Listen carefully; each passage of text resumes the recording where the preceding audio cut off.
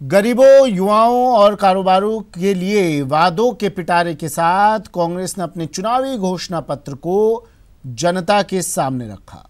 गरीबों को न्याय के जरिए कांग्रेस अपनी चुनावी नैया पार लगाना चाहती है। वहीं हिंदुस्तान को साधने के लिए कांग्रेस जन आवाज के साथ जनता के बीच जाएगी। कांग्रेस को अपने न्याय पर भरोसा है, लेकिन सवाल है कि क्या जन आवाज से ये सधेगा 2019?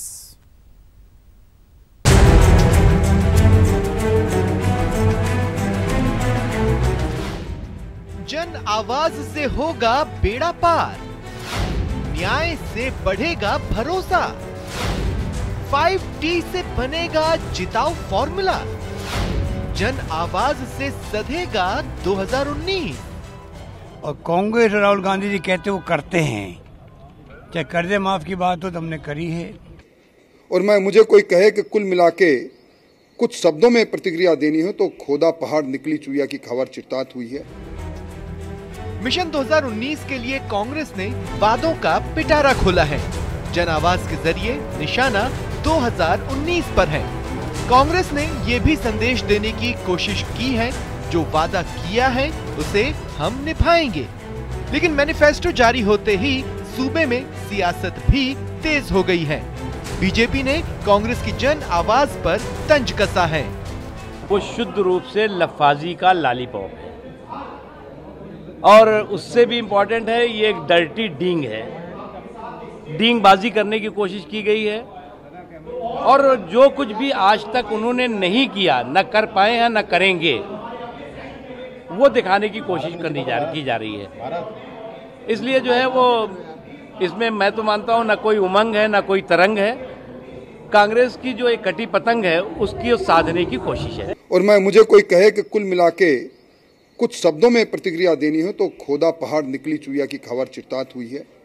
सिर्फ एक ही बात, वो देश के अंदर 20% लोगों को मिनिमम इनकम की गारंटी देंगे। उसका पहले जिस प्रकार आधी अधूरी घोषणा इनके राष्ट्रीय अध्यक्ष ने की, उससे भी अस्पष्ट बातें अब घोषणा पत्र में आई है। ना बजटीय प्रावधान कहाँ कैसे हो, कितना होगा, उसके लिए पात्रता किसकी होगी, और ये तब होगा जब कांग्रेस पार्टी शासन में आएगी। तो भी तो शेख चिल्ली के सपने कांग्रेस पार्टी। एक तरफ बीजेपी ने कांग्रेस के मैनिफेस्टो को झूठ का पुलिंदा बताया। जवाब में कांग्रेस ने कहा कि बीजेपी घबरा रही है, लेकिन जनता से असली न्याय तो हम ही करेंगे।